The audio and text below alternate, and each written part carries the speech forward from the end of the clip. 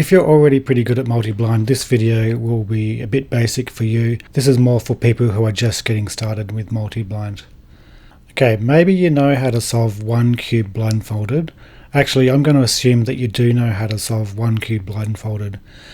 So what's the difference between solving one cube blindfolded and solving multiple cubes blindfolded? There are people that solve, or at least attempt to solve, 25 or 50 or 60 or 70 cubes blindfolded. How do they do that? That's the question I will try to answer in this video. I will say that you don't need to have an especially good memory to do multi-blind. I don't have an above average memory. I think any average person should be able to do multi-blind, as long as you're motivated to learn some simple memory techniques and spend some time practicing. Okay, you might think I'm crazy for saying this, but if you're comfortable with 3 blind, so solving one cube blindfolded, and you can do it in around 2 or 3 minutes, I'm going to say you should start with 8 or 9 cubes. Yeah, so give me a minute and I'll explain why I say this. So a lot of people who can solve one cube blindfolded enter multi-blind at a competition and attempt 2 cubes. And then maybe next time they'll attempt 3 cubes. They're adding 1 cube at a time. Basically, they're doing 3 blind, but gradually stretching out their 3 blind skills to cover 2 or maybe 3 cubes. They're not necessarily using the best methods for multi-blind. There's nothing wrong with that if you just want to have a multi-blind success on your WCA profile, but your progress with multi-blind will be limited. So the reason why I think it's better to make the leap to 8 or 9 cubes is because it'll force you to start using better memorization techniques, because you will need them. So 8 or 9 cubes might sound impossible to you at the moment, but it's probably not as hard as you think it will be. Some 3 blind techniques aren't very good for encoding into long-term memory. For example, if you do audio for edges, it only sticks in your memory for a few seconds. There are people that just use visual memo for 3 blind corners. They'll just look at the cube and just remember where all the corners have to go. Obviously, this is not going to work for multi-blind. So I'll tell you some things which do work for multi-blind. Most likely you're already doing this for 3 blind, but just to make sure, you need to use a letter scheme for both corners and edges. And you should be grouping the letters into pairs so that you can use one word to remember 2 letters. Ideally, the words you use are things that you can visualize. They don't have to be objects, they can be people or actions or things, as long as it's something that you can visualize existing or happening. For example, the letter pair TM, tomorrow is not a very good word because you can't visualize tomorrow. But tomato is a good word because you can visualize a tomato. So we call these images. If you have trouble visualizing things, some people do, maybe you have aphantasia. But don't worry, it doesn't stop you from being good at multi-blind. Okay, so this here is the most important part. The method of loci, also known as Roman rooms or memory palace, is an extremely powerful technique for memorizing a lot of information. The human brain, for some reason, is very good at linking memories with spatial locations. So to take advantage of this, we create a memory palace, which is just a sequence of locations that we know well. Most people start by using the rooms in the house they live in, but it can be your school, workplace, a shopping centre, or the route you take when you go to school, or anything. It's important that each location in your memory palace is different. Like, it looks different and has a different vibe. Don't use all the classrooms in your school if all of the classrooms look exactly the same. So each small piece of your memorization is assigned to a different location. You might want to use one location for corners and another location for edges. I prefer to use 2 locations for edges and 1 location for corners because edges memo is usually a bit longer than corners.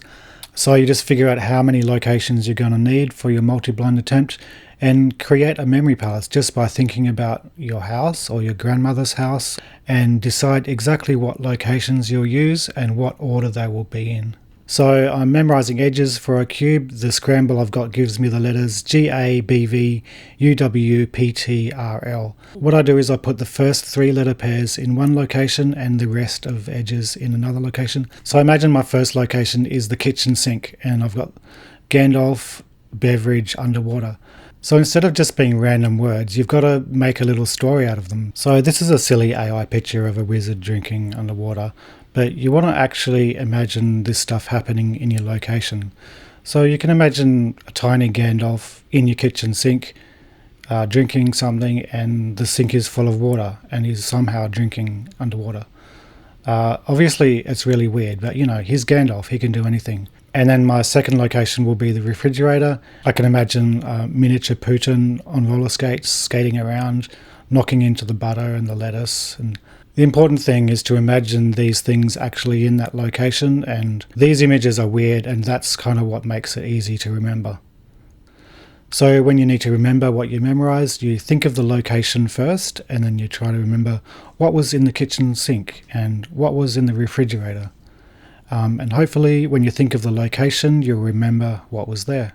It's a really simple idea, but when you try using it, you'll realize it actually works really well.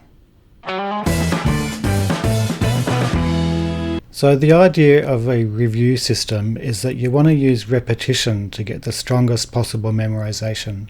You need to plan out how you're going to review the cubes so that they all get memorized equally well, and your reviews for each cube are evenly spaced. I think the best way to explain this is to show you some example review systems that I think are good for a few different sized attempts. Okay, so you don't have to start with 8 cubes, but if you do, this is how I would do a review system for 8 cubes. You can go in whatever direction you want, but the way I naturally do it is 1, 2, 3, 4, 5, 6, 7, 8. So with 8 cubes, I would review after every 2 cubes, and then review after every 4 cubes, and then review 8 cubes. So what I mean is memorize cube 1, cube 2, then go back and review cube 1 and 2, then memorize cube 3 and 4, then go back and review cube 3 and 4, and then we review 1, 2, 3, 4 again. Then memorize 5, 6, review 5, 6, memorize 7, 8, and then review 7, 8, and then review 5, 6, 7, 8. And then we'll do a final overall review of 1, 2, 3, 4, 5, 6, 7, 8. So everything's fresh in our mind before we go to execution. With 9 cubes, we can do exactly the same as what we did for 8 cubes, but add 1 cube, and we'll do this one as a 3-blind cube. So memorize and review everything the same as with 8 cubes, but this cube we'll memorize last and execute it first. This saves time because you're only looking at this cube once. You don't really need to put it into long-term memory because you're going to solve it first. Alright, now this is 10 cubes. What we can do with 10 cubes is we can memorize in groups of 3 instead of 2. So I would memorize 1, 2, 3, then review 1, 2, 3, then memorize 4, 5, 6, then review 4, 5, 6, then memorize 7, 8, 9, then review 7, 8, 9, and then go back and do an overall review of 1 to 9. We call this 3-pass because we're looking at each cube 3 times. And then we've got a 3-blind cube, the same as what I just described. Alright, moving up to 17 cubes. 17 sounds like a weird number, but it's a good number because we got 16 and then 1 3-blind cube.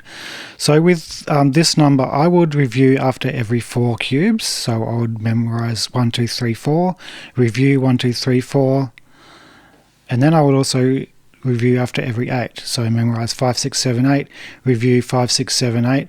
Then I would review the first 8 as a 1 to 8. Then I'll do the same with the second block of 8, 9, 10, 11, 12, review 9, 10, 11, 12, memorize 13, 14, 15, 16, review 13, 14, 15, 16, and then do a review of this 9 to 16. And then I will do a whole review of all 1 to 16, so everything's fresh in our mind. And we just do the 3-blind cube at the end. So this is 21 cubes. The way I do 21 cubes is we've got 16 cubes here that we'll do the same as how I just described. And then we've got another 4 here, which we can do as like a short term. So these 16 cubes I'm reviewing after every 4 and then after every 8. And then we do an overall review of those. And you might consider doing an extra 1 to 16 review of these because these will be our long-term 16. And then we've got these 4, which you can do as a short term. So you memorize these first. You might do a 3-pass of these 4. And then we memorize our 3-blind cube, execute 3-blind cube first. And then you execute these 4 next. And then you go back and do your whole long-term 16.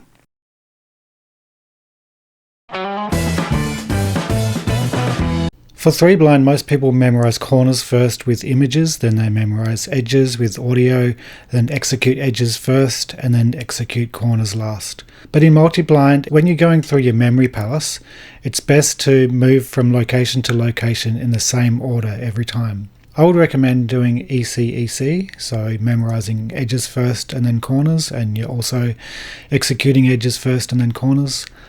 So if you're using M2OP, this is very straightforward.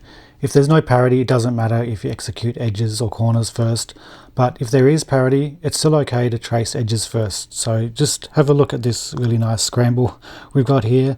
So with M2, we're going to trace edges first, so that's our buffer, and then that goes to here.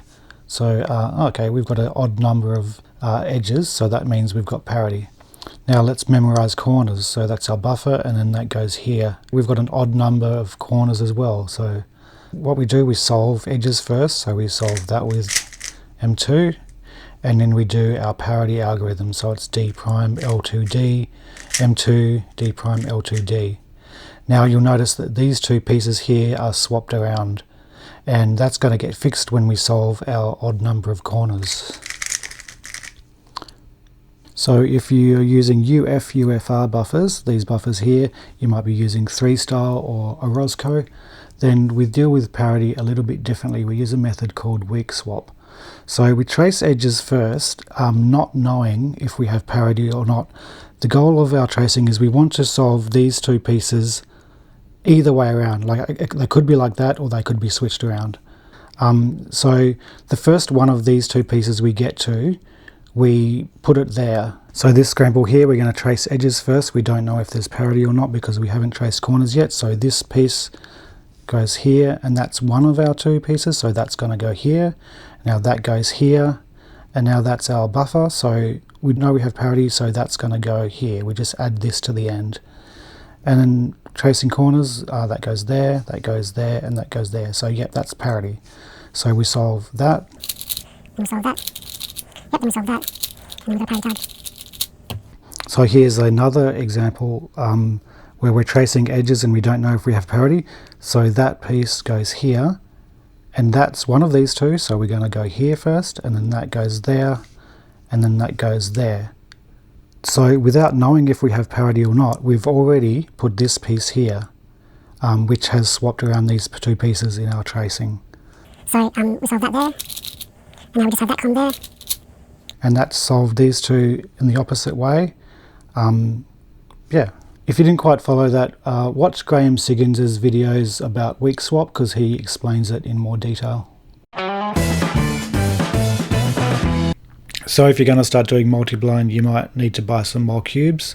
The only thing to know with regulations is that you can't have logos on your cubes for multi-blind. You might want to buy cubes that have a logo, which is just a sticker that you can peel off.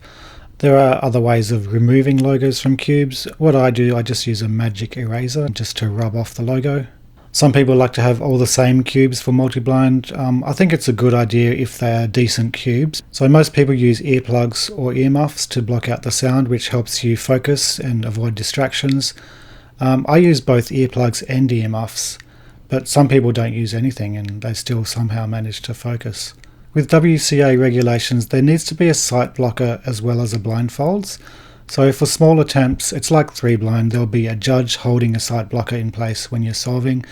But for larger attempts, people use a harmonica holder with a sight blocker attached to it. It just means that there doesn't need to be a judge holding it for the entire time. So I use a harmonica holder, but I've got a sight blocker that's got magnets in it, so I can just attach the sight blocker to the harmonica holder when I start execution. You are allowed to bring your own mat to put on the table for multi-blind, and I think it's a really good idea because often at competitions the tables are very slippery, and if you bump your cubes when you're blindfolded, you can easily just mess everything up. I've also got a distraction blocker. It's just a cheap pair of safety glasses with tape on it. It just blocks the peripheral vision, so I can only see what's on the table in front of me, and that helps me not see anything that'll be distracting. So yeah, that's about it. If you find any of this helpful, just let me know in the comments and I'd be glad to hear about it. Also check the description, I'll have some links to some other stuff that might be useful to you as well. The end.